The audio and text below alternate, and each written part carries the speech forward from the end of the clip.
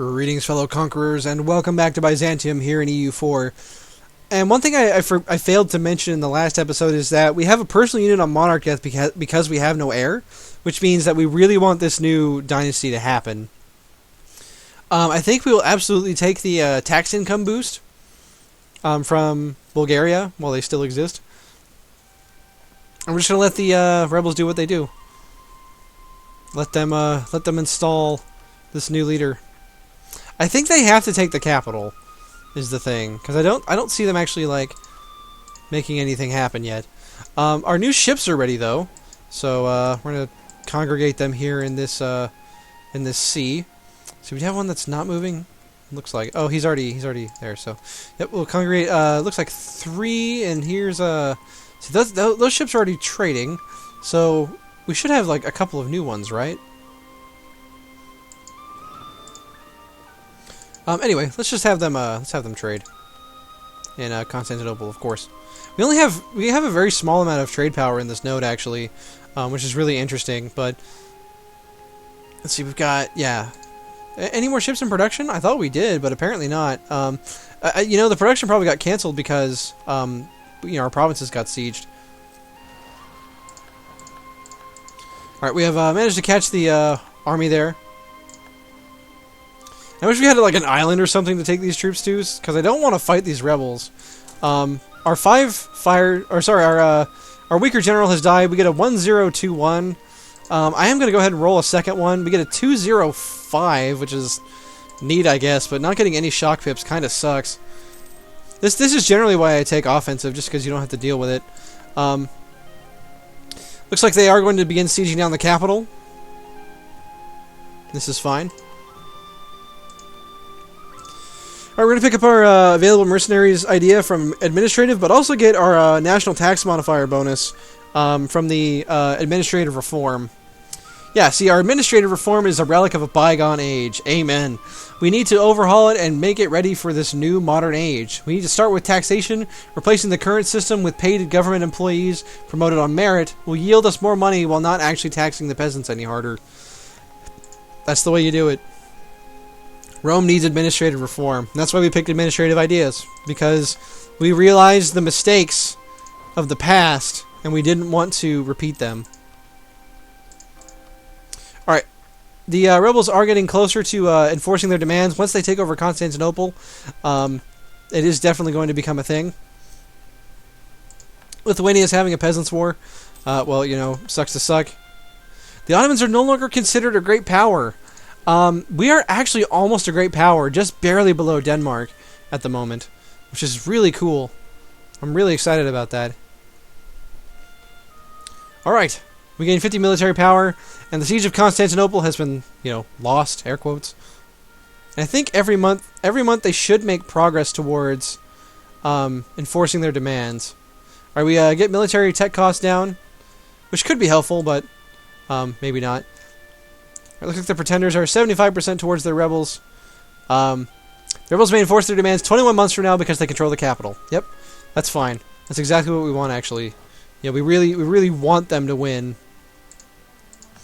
Bulgaria might try to siege our land back, but it doesn't look like it. And yeah, so how are we gonna chalk this up in role playing terms? I think what this is because Andronicus Jagellan, he's greedy, which makes him unlikable by the people. He taxes the people really hard, which is part of what caused, first of all, that's why his legitimacy is so low. And, the people rose up in rebellion, especially like a lot of the nobility, because they don't agree with him. They don't think he's, the rightful heir. Our nation has collapsed, which means that all the active rebels win, which the only active rebels were the pretenders. And now we get Philippos II Diogenes.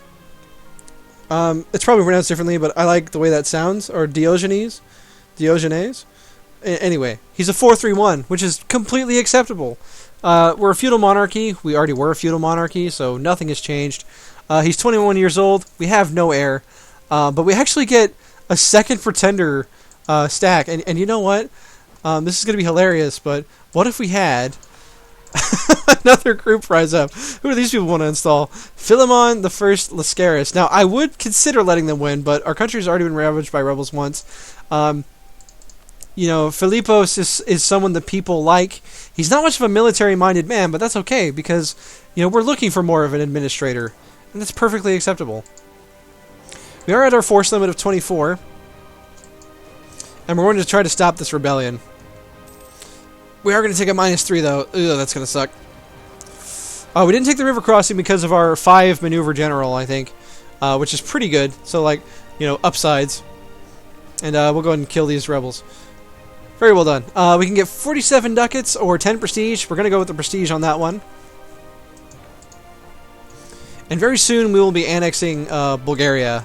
If we look here, it'll be in May 1516. So in 4 years, it'll be done. We have a statesman, but unfortunately he's skill 2, and we can't really afford that. I'm going to pick up the trade efficiency advisor. I think he'd be a useful addition to our cabinet right now. And we could improve relations with the Teutonic Order to get some diplomatic points. So we're going to do that. I've heard horror stories of those savages from the north. I hear they have a very, very strong military and a very powerful tradition of such. The same could be said of all knightly orders, I suppose.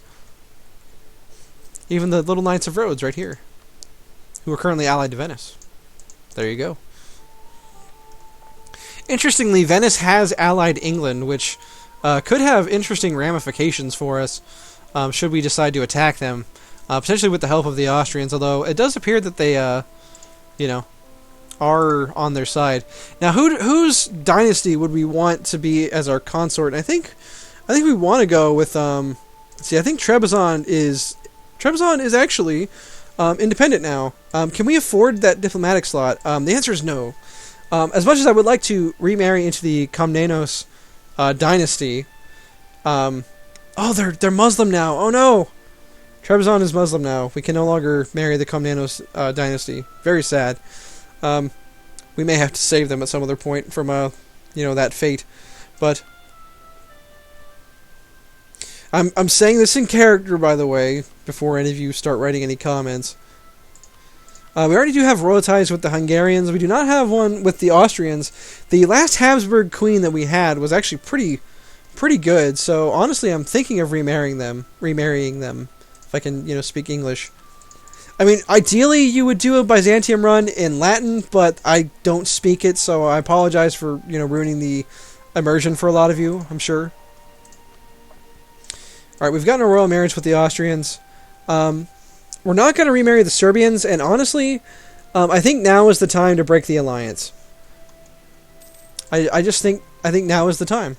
Do the Bulgarians still have a core on one of their provinces, so that could be another way for us to spend diplomatic points to annex them, which would be really good.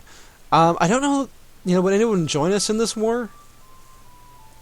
I mean, the Serbians do have a pretty good general, but, our morale is going to be a lot higher. We also have more cavalry, which would probably win some battles. We'd have a truce with them anyway, and yeah, I think it's time. Serbia has served us very well as a loyal, faithful ally, and he deserves better than this, honestly. But we need to expand. We need to reclaim the Balkans, and honestly, I think Serbia would be happy to rejoin our empire once we take over. They're our religion, and in the Balkans, they're gonna. It's an integral part of our empire, I think. For the time being, of course. Now, if we look at our government here, we could think about accepting... Actually, we can't think about accepting Turkish culture, which is interesting. Just to get the bonuses, of not having to have non-accepted culture, which is pretty severe overall. And we are still getting a lot of admin points from our admin focus. I think it's time to turn that off, just because our military... we don't want our military to lag behind in this time.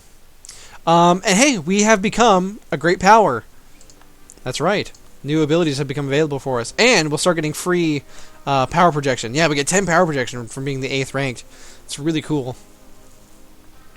So, colonialism. Spreading through Italy, I don't think it'll take too long to get to us, honestly. We might consider developing some of our provinces, but I think it'll just come to us naturally if we just wait long enough.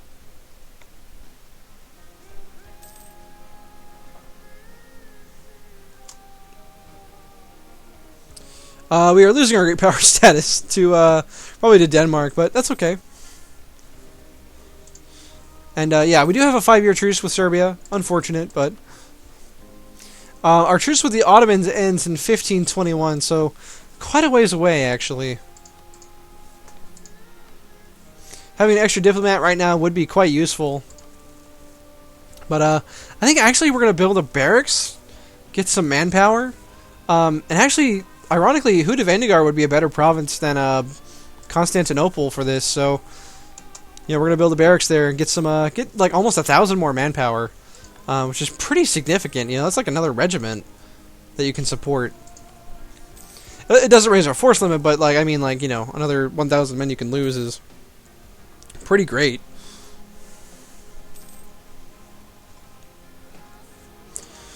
Let's see, we could pick up fort maintenance reduction and fort defense up, which I think we're going to do just because we're so far ahead on tech still. And then I think we'll go ahead and pick up the next administrative idea as well. Get that, you know, possible advisors +1. Pretty decent idea overall, actually, and I think it applies like after like a month ticks. Yep, so that's pretty cool. Getting some more advisors to choose from is always nice. And then for finishing the group, we get, yeah, administrative tech cost down and number of states up. Both of which are... number of states is... it's good depending on what country you are, because some countries can only have a very small amount of states. Like Middle Eastern you know, tribes in Arabia, for example. For us, we're empire rank. I don't think that's ever really going to be an issue. We could have 25 states. We have 5 currently. Yo, go figure. Let's see here.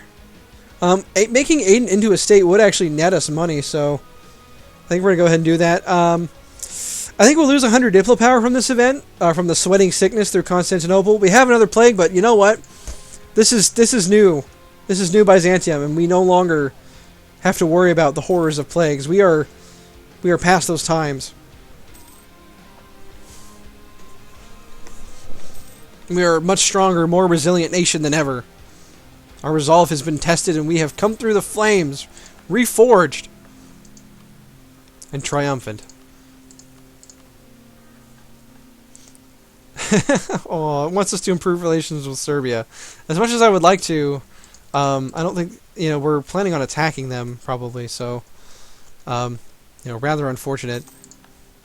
Now, I think we're gonna end up, yeah, we're gonna annex Bulgaria before Serbia, before our truce with Serbia expires, so we won't be able to press Bulgaria's, you know, core, but we will be able to, you know, fabricate our own claim, of course.